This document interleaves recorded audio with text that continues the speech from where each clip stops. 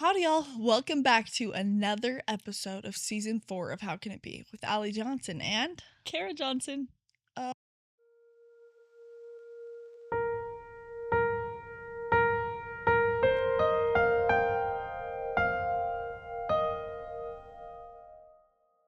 Oh, we're sleepy girls today. We are. Okay, I'm literally already going to try Kara's to a yawn. walking yawn, and that's the honest truth about her. We're not really morning girls, one could say. And it is morning, girl. Yeah. And boy, if you're a boy listening to this, I just want to say you are not alone. Anyways, we start out. Okay, well, this podcast is all about glorifying God in the everyday good, the bad, and the in-between. And we start out most episodes the same when I can speak clearly and coherently. And we just start them out by talking about a little way that we've seen Christ in our life the last week or so. And Kara gets to start if she can stay awake for it. So let's see what she has. Okay, so this past week I went on a river rafting trip. It was quite fun. Perfect. Also quite dirty. Camping vibes. Yeah. No service. Those were the vibes. Mm-hmm. It was with a Christian youth group, and I was there as like an adult chaperone. Incredible. Which sometimes I'm like, and aren't those I'm barely even an adult, so I'm not really sure how they allow me to do stuff like that, but it's totally fine. That's perfect. Anyway, it was really quite fun. One of the guides that we had while we were on the river, was like teaching us random facts about the river and about the rocks and the formations nearby and stuff. Anyway, so there was a rapid that was coming up one time, and we had been in calmer water, so we had been like jumping off the side of the raft and swimming a little bit. And then he was like, okay, time to get back in the raft because coming up is going to be some rapids. Something serious. Something serious. Yeah. So anyway, we pile back in the boat and we're like going towards the rapid, and he's telling us about how the rapid coming up looks fairly chill, but underneath it has a current that if you're not in a boat will suck you under and just continue to suck you under. So he was like, this rapid is gonna feel totally chill for all of us because when you're in a boat it's really not that big of a deal, but if you were just in the water it would be incredibly dangerous. And so we later on like kind of talked about the parallel in that, where it's like, okay, if you are in the boat, there's safety from the storm. There's safety from the rapid, from the unknown, from what's underneath. If you're just floating in the water by yourself, though, you could get sucked under without even knowing what was there. Yeah. And so we kind of talked about how in life, throughout life, if we can do our best to stay in the boat, and the boat can represent Christ, it can represent his gospel, whatever we want it to. But if we can do our best to stay within the bounds that Christ has laid for us, stay on his path, then we can be protected from those unknown currents that are trying to suck us under. And so it was just kind of a cool, like, easy way to bring Christ in on this little Christian trip that we were on. Excursion, if you will. I love that. I do think, too, like, it makes me wonder, like, how many, like, scary situations I've been in without really having to deal with any of the fear associated with them because I have paid more attention to God. And I think that's kind of what life is sometimes, right? Like when we're in a good spot with God and we are committed and dedicated and we are putting forth that conscious effort every day to stay in the boat, then it makes me wonder, like, how many hardships are just passing me by, you know? Like, how many times am I riding right over something that could have been detrimental to me, you know? And that's not to say that, like, if you decide to live your life with God, that bada bing, bada boom, you're never gonna actually come to a head on collision with the hardships that life has to offer. But I think that, like, the way that you handle them changes entirely because of the way that He spiritually equips you to be able to handle Yeah. life. Yeah. And I just think that that's such a blessing to know that I have the choice to go through with the best river rafting guide Yeah. that's ever done it. And he knows where all the scariest parts are, and that's not going to sometimes that will not change that they're scary. Yeah. But it will change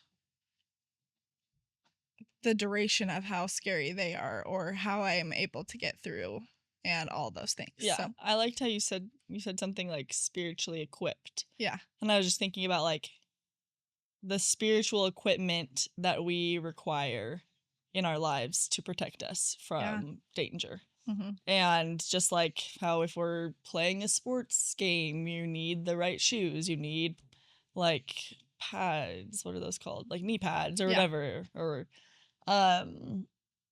helmet to protect yourself in the game. Totally. In our game of life, we not only need like physical things to protect us from physical dangers, but we also need those spiritual protections and spiritual equipment that we can get from God to protect us spiritually and arm ourselves spiritually with the Word of God, with the Bible, with podcasts. Hey. Yeah. But that's awesome. With testimonies of other people and that makes the waves of life a little bit less treacherous, I think, for sure. Yeah, that's awesome. I think my Jesus moment this week is just, it's so funny because, like, am I ever gonna just share random things that I experience anymore, or is it just literally gonna be like me just sharing things that other people have already shared, you know? Like, and that brings me to the fact that this is just from TikTok again, okay? Are you surprised? All right now. Okay. But it's so interesting because this is not even really like a quote that I'm sharing, like a motivational or spiritual quote, but I watched this video with Cam this last week, and we like love to just send each other like anything that we think is funny or sweet or sad or anything. Right. And so we're watching this video, and it's all about this girl who decided to adopt a dog in hospice. It's called a hospice dog. Cute. And that just essentially means like this dog's really old and or sick or something like that, and it's just a matter of time before the dog will die. And a lot of those dogs just end up dying in shelters, which makes me sad. And I really like when I fall into a deep hole of like figuring out like how many dogs are in shelters and stuff like that, I really do start to like spiral because I'm like, I can't adopt all of them. What am I doing? You know? Yeah. But anyways, this whole TikTok was just about how like she got a lot of judgment for adopting a dog that was about to die. And then she's like, but like, if I hadn't adopted him, his last days would be full of sadness instead of happiness and happy meals and all of these things. And like, she just went through and showed all their journeying together in his last days. And she ended like the post, like the dog had died.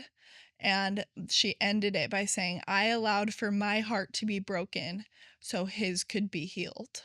Oh my gosh. Because this dog had been in and out of shelters and had had a really hard life before going to go and live with her.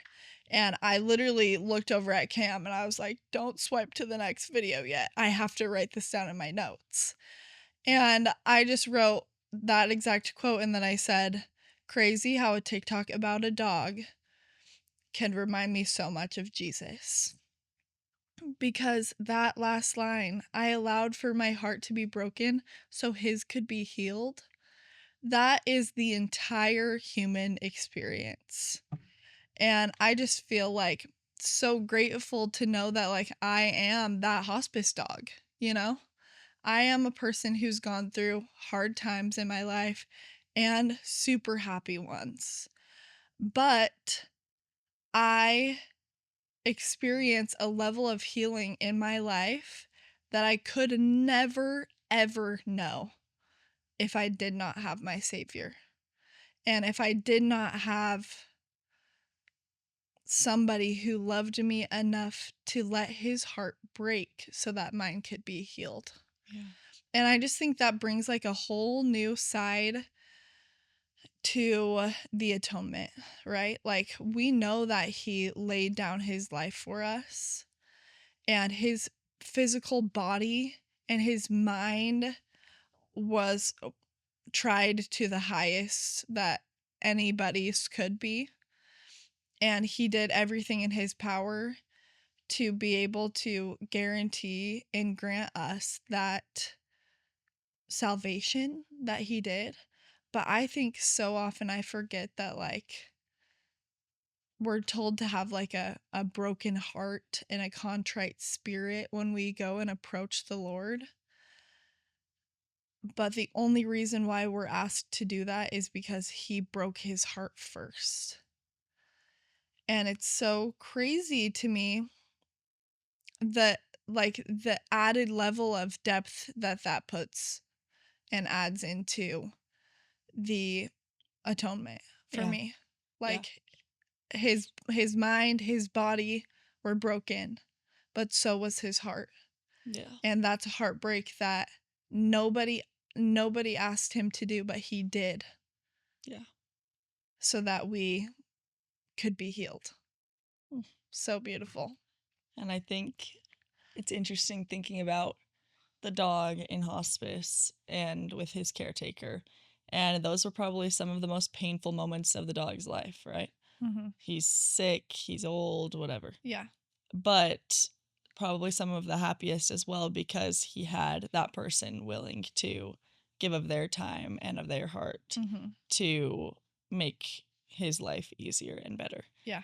And I think that if we try to picture in our really hard moments in our life a caretaker like that, which is Jesus in our lives, that when we are going through those really hard, painful moments, that we have someone there who loves us, whose heart is breaking for us, and who wants to lighten our load and bring us the joy even in those hard moments. And that is what he does. Yeah. And that's how he wants us to be able to feel, is happy and get through those hard times. Yeah. And I think it was interesting on my trip the past week, there was another chaperone, and she would always say, like, random moments of the week, she would say something like, "There's a parable in that." And she was just like, and then she wouldn't say what the parable was. She would just throw that out there and leave it to... That's up to you to figure out what that parable is. Yeah, Got it. Exactly. And I just thought it was funny because it would leave me thinking, like, oh, what is the parable? What is the that? parable in Yeah. that? And I love that in our podcast, we just talk about normal things, normal everyday things, like a caretaker and their dog, or going on a river rafting trip. Yeah. And how each one of these things can be made into a parable, like Christ made his parables to teach and to help us understand those small and simple ideas and key points of his gospel. Yeah. And so I think one of the kids on the trip shared something at one point that like was a little parable that they had made, which was just that it was nighttime and there was like a big lamp over in the corner. And of course, when it's dark in the desert and it's all outside, if there's one light, there are a bunch of little bugs flying around it. Oh, yeah. And so he said something like, in a way, we are all like all of those bugs attracted to the light of Christ. And I just thought it was like such a simple and sweet little analogy that a little boy made.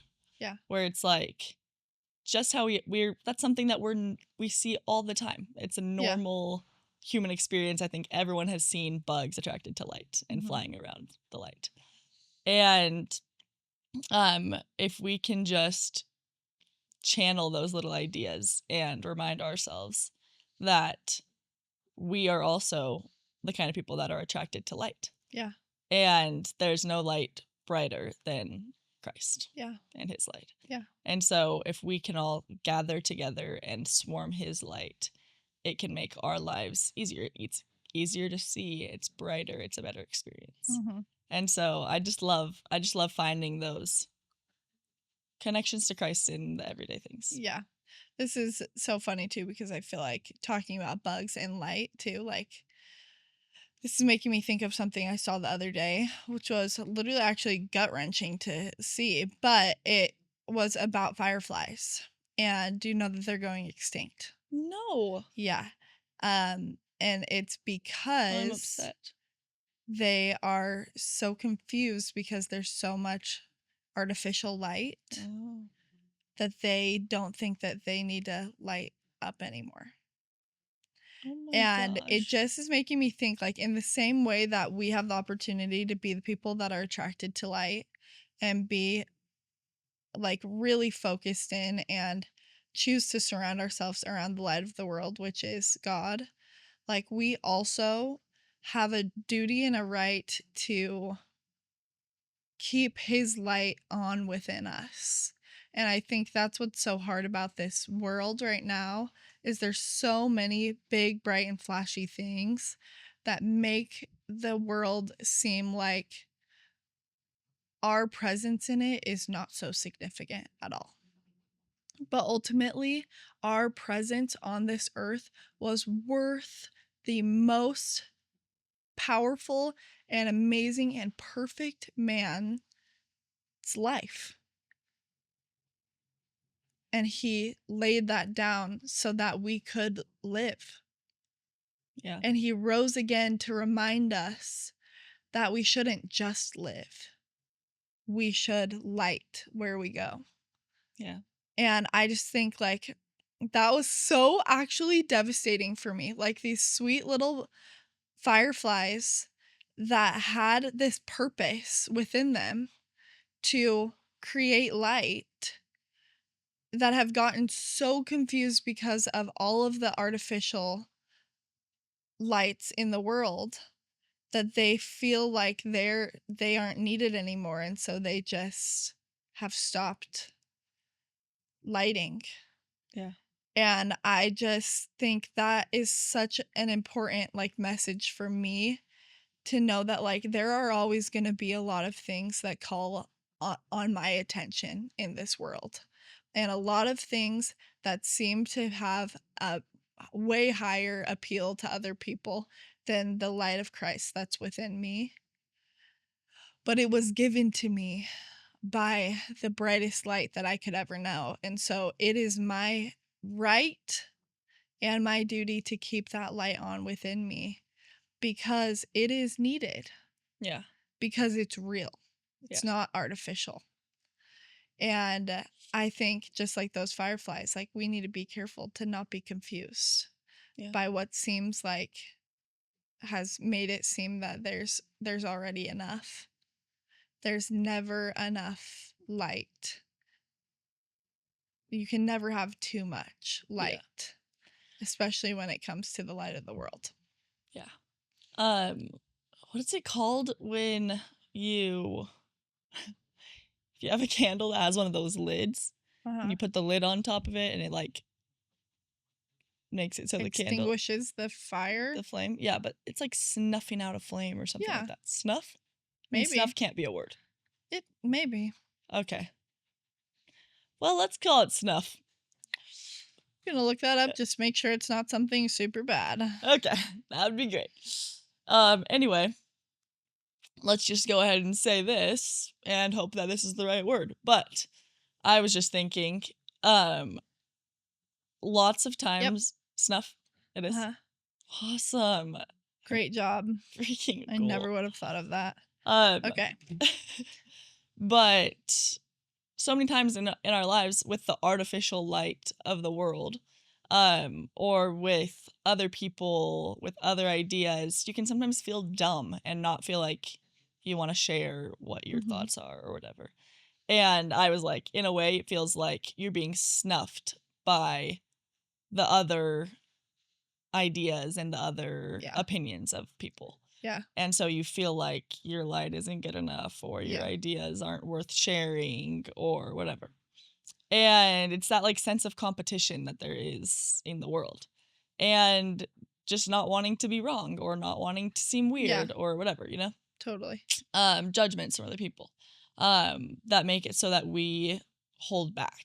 Yeah. And it's like the fireflies, but really nobody wants the fireflies to stop making their light. Exactly. And in the same way, like all of the positive ideas that people have, or testimonies, or beautiful messages, like those are the things that deep down people crave. Yeah. So even if they're putting out some kind of artificial light or making it seem like those things are weird or not wanted, deep down everyone wants those things. Everyone wants the positive messages. Everyone wants to hear about a savior who loves them. Yeah. And so we need to be strong enough to realize that just because there's so much artificial light out in the world, it doesn't mean that we should stop shining our light and sharing about the light of Christ. And I think that it's just important, just as much as we talk about how we can recognize Christ in our lives, that we need to also share and help others to be able to recognize him, because that's what it's all about. So true. And I feel like the more and more that we do intentionally put forth that effort to make Christ an everyday topic, we will see that that is the type of light that really lasts. Yeah. And it's the type of light that people stick around for, whether they recognize why they need it or not. And that is why it is important to be shared. And that's why we try to share it. Yeah. And we will never be perfect. And I think when you take away that pressure of perfection, then you are able to focus on his perfection so much more. And all we can do is just try our best to stay in the boat and to share that knowledge with other people. Yep. So good luck this week. Good luck staying in the boat. And if you fall out, it's like totally fine, because like you could get back in. You've got a guide in there helping you out. And he's the best, actually, and that's the honest truth. Anyways, we love you so much. He loves you more. Bye. Bye.